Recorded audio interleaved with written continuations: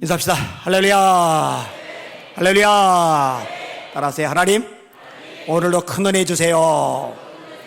옆 사람 축복해 주세요. 성령의 능력으로 세상도 마귀도 죄악도 자아도 이깁시다.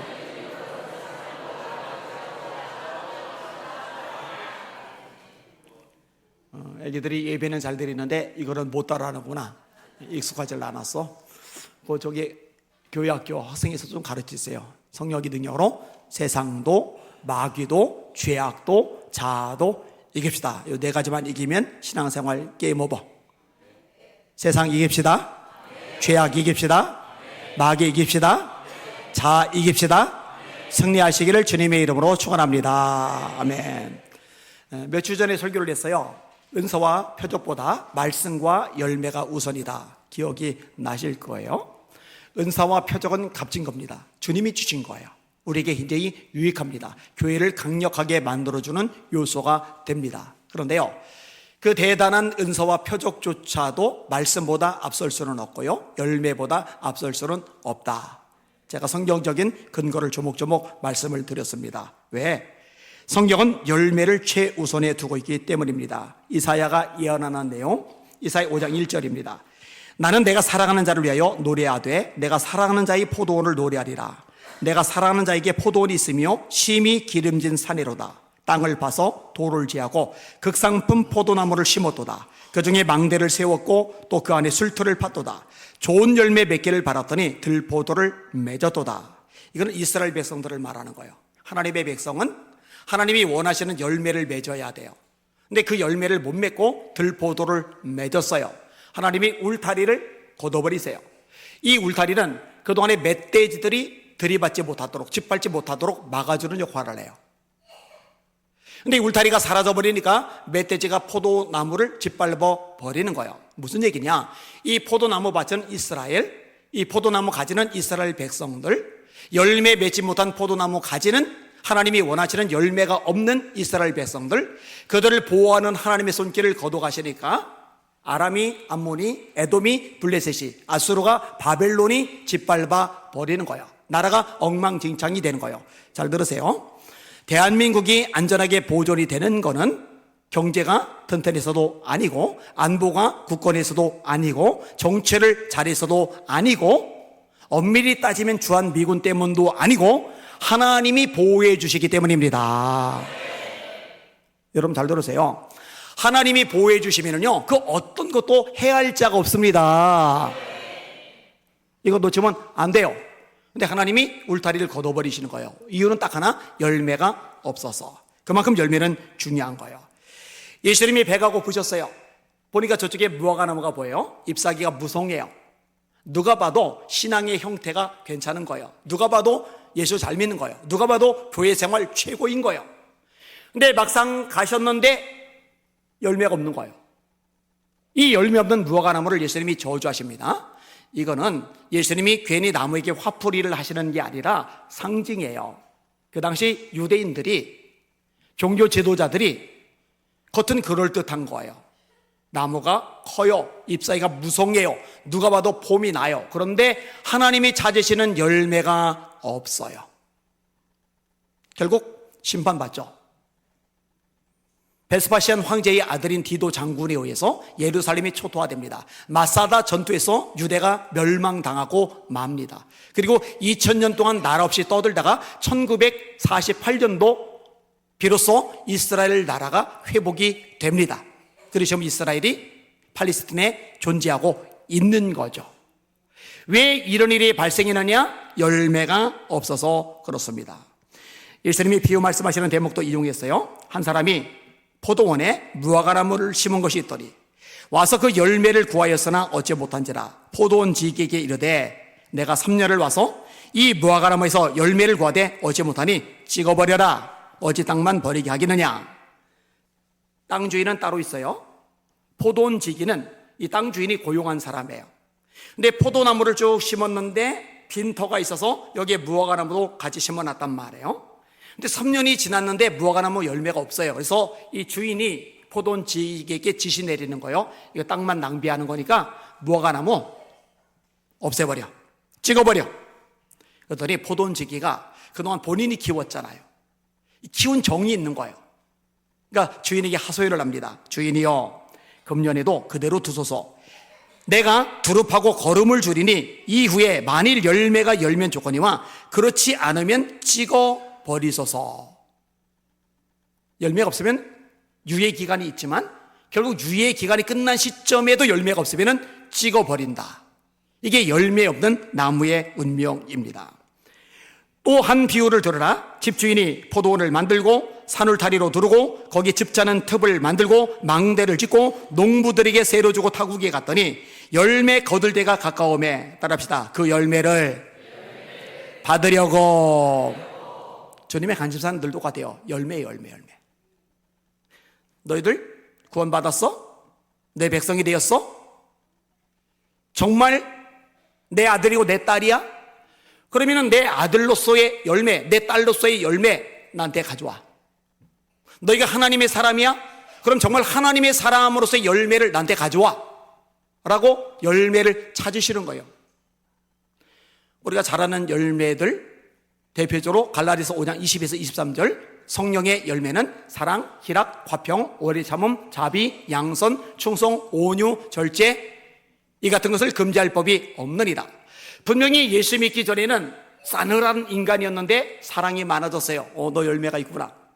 분명히 예수 믿기 전에는요, 인상만 쓰고서 막 우울해가지고 이랬는데 희락, 기쁨이 있어요. 너 열매가 있구나.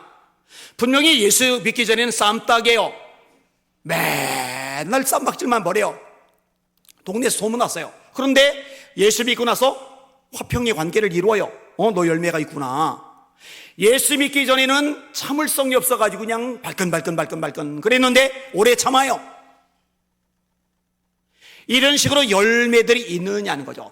예전에 예수 믿기 전에는 절제가 안 돼가지고 그냥 육신의 정욕이 끄는 대로 멋대로 살았는데 달라진 거예요.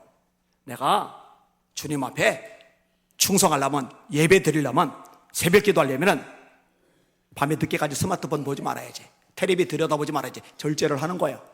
내가 저 선교사님들 얼마나 고생해요, 힘들어요. 내가 선교비를 보내면 사치하던 데 쓰던 돈 이거 이제 자제를 해야지. 이 절제, 이런 것들이 이게 열매이거든요. 또 찬양의 열매, 전도의 열매, 이런 열매들이 있거든요. 이 열매를 찾으신다는 거예요. 여러분, 세례요한의 설교가 뭐예요? 독사의 자식들아, 누가 너희를 가르쳐 임박한 진노를 피하라 하더냐? 그러므로 회개에 합당한 열매를 맺고 속으로 아브라함의 자손이라고 생각하지 말라. 도끼가 이미 나무 불에 놓였으니 좋은 열매를 맺지 않는 나무마다 찍혀 불에 던져지리라. 좋은 나무, 나쁜 나무 뭘로 구분해요? 좋은 신앙인, 나쁜 신앙인 뭘로 구분해요? 와, 교회 일에 열심히 하네? 그건 본질이 아니에요. 표면적으로 드러나는 모습일 뿐이죠. 본질은 열매예요, 열매. 여러분의 삶 속에 열매가 주렁주렁 맺히시기를 예수님의 이름으로 축원합니다. 이 열매를 보여드리는 산신앙이 되시기를 예수님의 이름으로 축원합니다. 좋은 열매 맺는 나쁜 나무 없고 나쁜 열매 맺는 좋은 나무 없다. 그들의 열매로 그들을 알지라.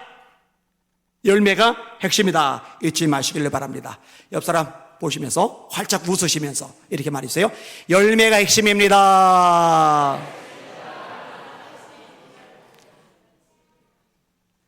한 번 더. 열매 맺는 신앙인 됩시다. 오늘 본문도 마찬가지예요. 열매를 맺어야 돼요. 열매를 안 맺으면 무서운 말이 나와요. 그 조폭들이 그놈 제거해버려. 이 제거한다는 말 무섭잖아요. 근데 오늘 본문에 제거한다라는 단어가 나와요. 자, 1절과 2절을 같이 읽을게요. 시작. 나는 참 포도나무요 내 아버지는 농부라. 무릇 내게 붙어있어 열매를 맺지 아니하는 가지는 아버지께서 그것을 제거해 버리시고 무릇 열매를 맺는 가지는 더 열매를 맺게 하려 그것을 깨끗하게 하시느니라. 아멘. 여러분, 열매를 맺으면 보살펴 주세요.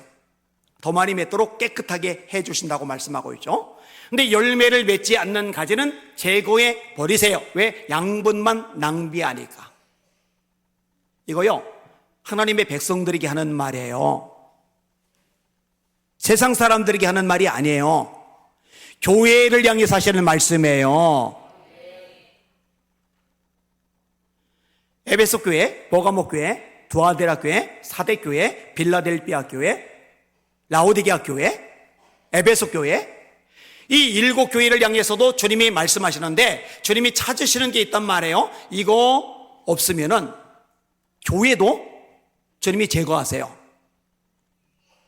심판하신다는 얘기예요. 이 열매 중요해요. 절대로 가볍게 생각하면 안 돼요. 제가 한국 교회를 보면서 두려운 부분이 이 부분이에요. 이 부분. 열매 맺어야 돼요. 이 열매를 맺을 때 하나님이 영광을 받으신답니다. 말씀 보세요. 8절 시작. 너희가 열매를 많이 맺으면 내 아버지께서 영광을 받으실 것이요. 여러분, 하나님의 백성에게 하나님께 영광을 돌리는 것보다 더 가치 있는 일은 없어요. 그럼 어떻게 하나님께 영광을 돌리느냐? 너희는 먹든지 마시든지 무엇을 하든지 다 하나님의 영광을 위하여 하라. 그럼 우리가 어떻게 해야 하나님께 영광을 돌릴 수 있느냐? 열매를 많이 맺으면 하나님께 영광을 돌릴 수 있다는 거예요. 여러분 자신을 돌아보셔요. 나는 열매를 많이 맺고 있는가? 그러니까 제가 수업 시에 반복하지만 교회 와서요, 다른 거에 관심 갖지 마세요. 장로 되는 거에 목매지 마세요. 직분 같은 거에 목매지 마세요. 그게 중요한 게 아니라 열매를 맺는 게 중요한 거예요. 대접받고 인정받고 영향력 가지는 데 관심 갖지 마세요. 그거 하나도 안 중요해요. 주님 그거 손톱만큼도 관심 가진 적이 없어요. 오히려 으뜸이 되고자 하는 전 종이 되라고 말씀하셨죠. 섬기는 자가 되라고 말씀하셨죠. 열매를 맺는데 초점을 맞추시길 바랍니다. 이 핀트가 어긋나면은 이 교회가 건강해지기가 어려워요. 자, 그런데 열매를 많이 맺으면 하나님이 영광을 받으시는 걸로 끝나는 게 아니라 우리가 제자가 되는 거예요. 다시 8절 시작. 너희가 열매를 많이 맺으면 내 아버지께서 영광을 받으실 것이요 너희는 내 제자가 되리라. 여러분, 교회 안에요, 교인들이 많잖아요. 교인들은 예배만 드리러 왔다 갔다 하면 교인이에요. 한 달에 한 번 와도 교인이에요. 1년에 2번, 크리스마스 때하고 부활절 때 2번만 딱 와도 교인이에요. 이 교인들은 천국 못 갈 사람 많아요. 왜? 예수님이 말씀하셨죠. 사람이 물과 성령으로 거듭나지 아니하면 하나님 나라에 갈 수 없느니라. 저 아기들 잘 들어요. 엄마 아빠가 예수 잘 믿는다고 너희들이 같이 천국 따라가는 게 아니에요. 엄마 천국 올라갈 때 치마자락 꽉 잡으면 매달려 갈 수 있는 게 아니에요. 너희들 거듭나야 돼. 무슨 말이냐면 예수님을 하나님의 아들 그리스도로 믿고 영접해야 됩니다. 예수님의 십자가의 죽음과 부활이 나를 위한 것, 이것을 분명히 알고 믿고 고백해야 됩니다. 네가 만일 네 입으로 예수를 주로 신하며 또 하나님께서 그를 죽은 자 가운데서 다시 살리신 것을 네 마음에 믿으면 구원을 얻으리라. 사람이 마음으로 믿어 의에 이르고 입으로 신하여 구원에 이르느니라. 이렇게 예수님을 영접해서 구원받은 사람을 가리켜서 성도라고 하는 거예요. 교인은 교회만 다니면 교인이고, 성도는 거듭난 사람, 구원받은 사람만 성도라고 그래요. 이 성도는 교인에 비해서 숫자가 적어요. 자, 성도 거듭났어요? 아직 영적으로 어려요. 자라야 돼요. 그리스도의 장성한 분량이 충만한 데까지 이르리니 범사의 그에게까지 자랄지니 자라야 돼요. 이걸 성화라고도 해요. 근데 자라야 되는데 자라서 주님이 원하시는 분량까지 이런 사람을 가리켜서 뭐라고 하느냐? 제자라고 하는 거예요. 제자. 그러니까 교회 안에 제자는 또 훨씬 적어요. 제자됨의 특징이 있어요. 어떤 특징이 있느냐? 첫 번째로 예수님을 가장 사랑해야 돼요. 부모와 형제와 처자와 및 자기 목숨까지 미워하지 아니하면 능히 나의 제자가 되지 못하리라. 누가복음 14장 26절에 하시는 말씀입니다. 덜 사랑하다. 아버지보다, 엄마보다, 와이프보다, 애들보다 예수님을 더 사랑해야 제자예요. 이거 넘어서기 쉽지 않아요. 자식이 예수님보다 앞서요. 내 자신이 예수님보다 앞서요. 그건 아직 성도일 수 있지만, 영적 어린아이일 수 있지만 제자, 장성한 분량까지는 아닌 거예요.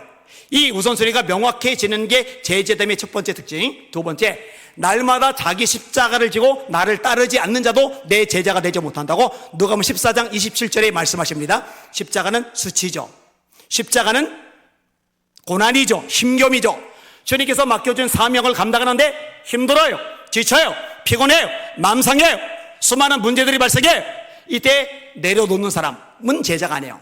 성도일 수는 있지만 영적 어린아이, 기꺼이 그 고난도 아픔도 눈물도 탄식도 짊어지고 끝까지 주님을 따라가는 자세와 열정과 태도를 가진 사람을 가리켜서 제자라고 하는 거예요.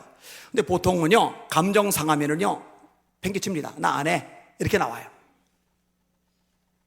감정 상하면 예배도 안 나와요. 감정 상하면 전도도 안 해요. 감정 상하면 기도도 안 해요. 십자가가 어디 있어요? 안 짊어지는 거예요. 그는 이제 영적 어린아이인 거죠. 잘하지 못한 거예요. 세 번째, 예수님처럼 사랑하는 거예요. 새 계명을 너희에게 주노니 너희가 서로 사랑하라. 내가 너희를 사랑한 것 같이 너희도 서로 사랑하라. 너희가 서로 사랑하면 이로써 모든 사람이 너희가 내 제자인 줄 알리라. 예수님처럼 사랑의 삶이 나타나기 시작하는 거, 이게 제자됨의 특징 세 번째. 그 다음에 네 번째가 말씀 안에 거하는 거예요. 너희가 내 말에 거하면, 너희가 내 말에, 주님의 말씀에 거하면 참 내 제자가 되고 진리를 알지니 진리가 너희를 자유롭게 하리라. 따라합시다. 주님의 말씀 안에 거하는 사람이 제자이다. 이 부분은 좀 이따 제가 다시 설명을 해야 돼요. 오늘 본문하고도 연결이 돼요. 제가 말씀을 그렇게 강조하는 이유가 있어요. 그리고 한국교회 제자가 없는 이유가 있어요. 말씀과 상관없거든요. 말씀에 거하지 않거든요. 그리고 이게 오늘 본문이 나오는 거예요. 너희가 열매를 많이 맺으면 내 아버지께서 영광을 받으실 것이요 너희가 내 제자가 되리라. 그럼 열매를 맺어야 되는데 열매를 맺을 수 있는 비결이 뭐냐? 예수님 안에 거하는 거죠. 자, 3절에서 5절까지 읽습니다. 시작. 너희는 내가 일러준 말로 이미 깨끗하여졌으니 내 안에 거하라. 나도 너희 안에 거하리라. 가지가 포도나무에 붙어 있지 아니하면 스스로 열매를 맺을 수 없음 같이 너희도 내 안에 있지 아니하면 그러하리라. 나는 포도나무요 너희는 가지라. 내 안에 내가 그 안에 거하면 사람이 열매를 많이 맺나니 나를 떠나서는 너희가 아무것도 할 수 없음이라. 아멘. 저와 여러분이 절대 잊지 말아야 될 것이 있는데, 내 힘으로는 아무것도 할 수 없다. 이거 잊지 말아야 돼요. 이거 잊는 순간 신앙적으로 탈이 나요. 나는 그래도 좀 믿음이 있지.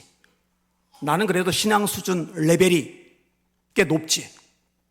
이거 이미 틀린 사람이에요. 이거 뭔가 근본이 잘못된 사람이에요. 따라합시다. 내가 한 것이 아니요 나와 함께 하신 하나님의 은혜로다. 스스로 아무것도 할 수 없습니다. 예수님 말씀해요. 나를 떠나서는 너희가 아무것도 할 수 없습니다. 예수님 말씀해요. 너희가 내 안에 거해야, 나와 함께 동행해야 비로소 열매 맺을 수 있어. 너희 혼자는 안 돼. 너희 능력, 너희 지혜, 너희 수단, 너희 방법, 너희 인격, 너의 노력만 가지고는 안 돼.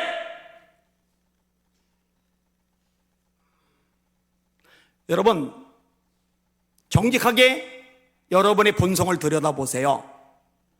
여러분, 저와 여러분이요 본질적으로 이기적이에요. 본질적으로 탐욕이 디글디글합니다. 솔직히 말해요. 목사님, 나는요 욕심 같은 거 없어요 하는 사람 아멘 해보세요. 그 사람은 욕심에다가 거짓말까지 하나쯤 더 하고 있는 거예요. 이렇게. 안 그렇다니까요. 본질적으로 자기 중심적입니다. 하나님이 원하시는 열매 맺는 거 내 본성에서 안 나와요. 주님 안에 있을 때, 바울의 표현대로면 주님께 접붙임이 되어질 때, 주님 통해 양보를 받아들일 때 비로소 열매를 맺는다는 거 잊지 마시기를 주님의 이름으로 축원합니다. 옛날 찬양이죠. 물을 떠난 고기는 혹시 산다 하여도 예수 떠난 인생은 사는 법이 없다네. 예수님 내 주요 내 중심에 오소서. 주님 한 분만으로 만족하옵니다. 근데 가사가 좀 엉터리긴 해요. 물을 떠난 고기가 혹시 산다, 못 살아요. 마찬가지로 예수 떠난 인생도 못 살아요. 살 수가 없어요. 여러분, 제가 날마다 기도하는 이유가 뭔지 아세요? 주님이 기도하라 하시니까. 그죠? 또 하나의 이유가 있는데 뭔지 아세요? 기도 안 하면은요, 제 본성이 다 드러납니다. 기도해서 주님 안에 깊이 들어가지 않으면, 주님 안에 깊이 머물지 않으면, 성령 충만하지 않으면은요, 목회 못합니다. 완전히 자기 입속만 챙기는 속물이 되고 말 겁니다. 목사도 예외가 아니에요. 주님의 은혜가 덮어지니까 본성이 아니라 주님의 성품이 조금씩 나타날 가능성이 생겨나고 열매가 맺어질 수가 있는 겁니다. 우리 예수님 거짓말 못하세요. 따라합시다. 너희가 나를 떠나서는 아무것도 할 수 없습니다. 잊지 마시길 바랍니다. 주님 안에 거해야 열매 맺어요. 자, 주님 안에 거해야 열매 맺고 주님 안에 거해야 기도응답도 받아요. 7절 보세요. 시작. 너희가 내 안에 거하고 내 말이 너희 안에 거하면 무엇이든지 원하는 대로 구하라. 그리하면 이루리라. 예, 주님 안에 거해야 기도응답도 받는 거예요. 그러면 주님 안에 거하지 않으면 어떻게 되느냐? 큰 문제가 생겨요. 6절 보세요. 시작. 사람이 내 안에 거하지 아니하면 가지처럼 밖에 버려져 마르나니 사람들이 그것을 모아다가 불에 던져 사르느니라. 주님 안에 거하지 않으면 밖에 버려진다. 첫 번째. 말라진다. 두 번째. 불에 태워진다. 세 번째.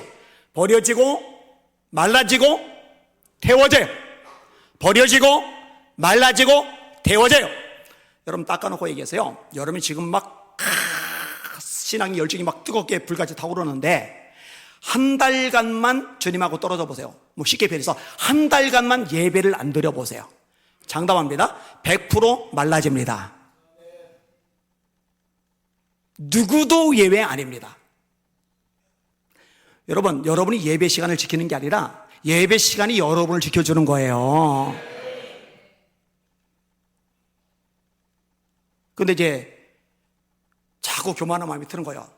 나는 예배에 좀 빠져도 예배 열심히 안 내도 그래도 내 신앙은 유지할 수 있어. 그 정도의 수준, 그 정도의 레벨인데 완전히 착각 속에 살아가고 있는 거죠. 헛소리입니다.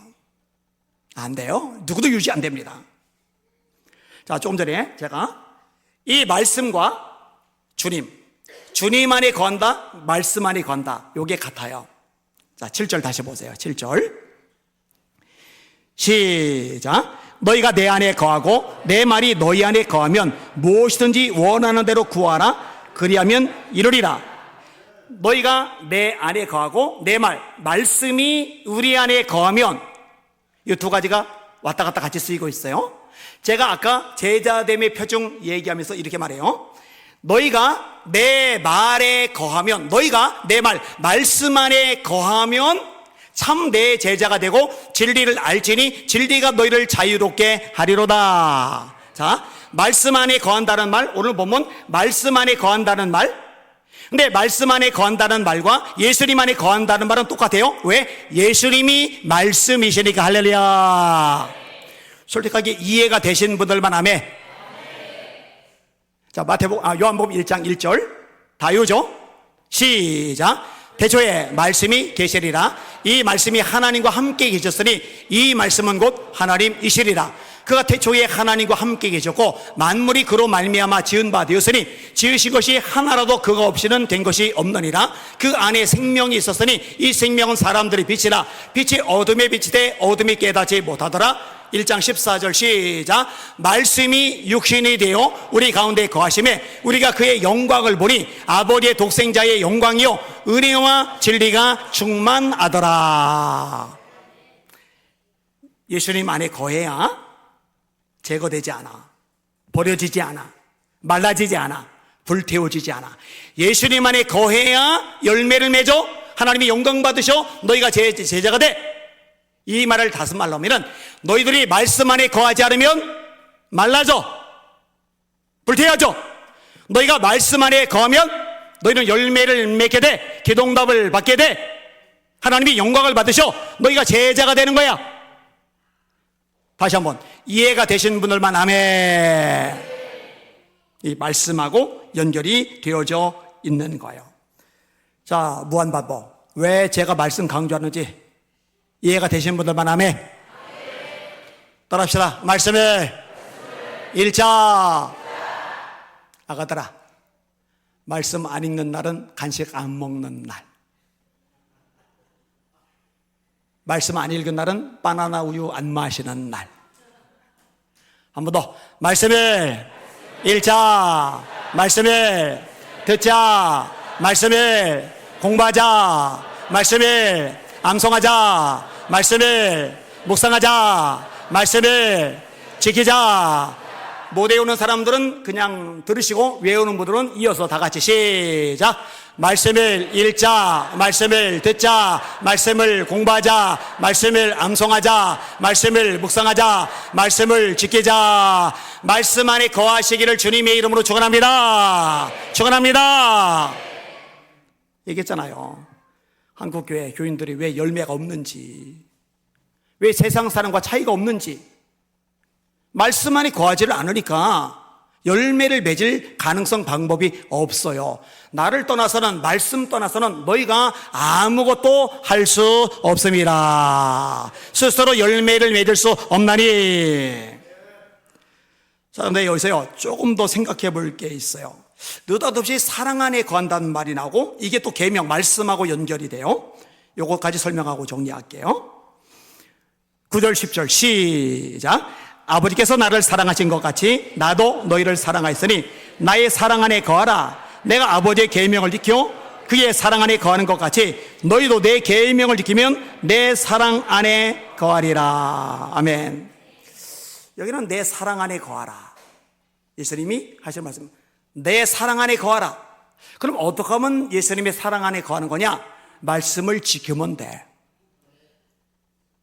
이 말씀을 지키는 것과 예수님의 사랑 안에 거한 것은 같은 얘기죠. 요한복음 14장 15절, 너희가 나를 사랑하면 나의 계명을 지키리라. 14장 21절, 나의 계명을 가지고 지키는 자라야 나를 사랑하는 자리. 나를 사랑하는 자는 나의 아버지께 사랑을 받을 것이요 나도 그를 사랑하여 그에게 나를 나타내리라. 연결돼요. 주님의 사랑 안에 거한다. 주님 안에 거한다. 결론은 말씀 안에 거한다. 그래야 열매 맺는다. 그래야 하나님이 영광을 받으시고 너희는 내 제자가 될 수 있다. 질문할게요. 여러분, 말씀을 가까이 하지 않고 구원받는 게 가능해요? 가능하지 않아요? 그 다음 질문. 말씀을 가까이 하지 않는데 영적으로 성장하는 게 가능해요? 가능하지 않아요? 여러분, 말씀을 가까이 하지 않는데 영적 전쟁에서 승리, 마귀와 싸워 승리하는 거 가능해요? 가능하지 않아요? 성령이 건 무게가 없는데 뭔 수로 우리가 물리칩니까? 마지막 질문. 말씀을 가까이 하지 않는데 열매를 맺는 게 가능해요? 가능하지 않아요? 그래서 열매들이 없다니까요. 말씀 안에 거하지를 않으니까, 주님 안에 거하지를 않으니까. 결심하세요. 결심해야 돼. 너희들 결심해야 돼. 아이 때부터 성경을 읽게 하세요. 아이 때부터 예배당에 데려오세요. 도대체 집에서 뭐 하고 있어요? 애 데리면 피곤한데, 힘든데, 시달리는데, 어깨 아픈데 그런 줄 알지만 그런 애들 들고 하고 와서 예배를 드릴 때 그걸 애들이 보는 거예요. 보고 듣고 배우는 거예요. 신앙생활은 저렇게 하는구나.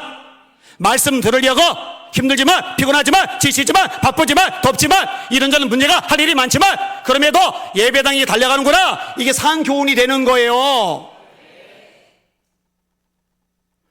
근데 평생 봐온 엄마가 성경하고 관계가 없어요. 동네 아줌마들하고 수다 떠는 것만 봤지. 평생 봐온 엄마가 예배하고 별 관련이 없어요. 세상 즐거움 따라다니는 것만 봐왔지. 그러니 이 자녀들의 마음속에 어떤 잔상이, 어떤 이미지가 새겨지겠느냐고요. 여러분, 어릴 때부터, 특별히 아기가 아주 어릴 때부터 우리 엄마는 말씀을 사모하는 어머니야, 이렇게 심어지는 어머니들 다 되시기를 예수님의 이름으로 축원합니다. 나의 사랑하는 책 비록 헤어졌으나 어머니의 무릎 위에 앉아서 재미있게 듣던 말 그때 일을 지금도 내가 잊지 않고 기억합니다. 귀하고 귀하다 우리 어머니가 들려주시던 재미있게 듣던 말 이 책 중에 있으니 이 성경 심히 사랑합니다. 할렐루야 할렐루야.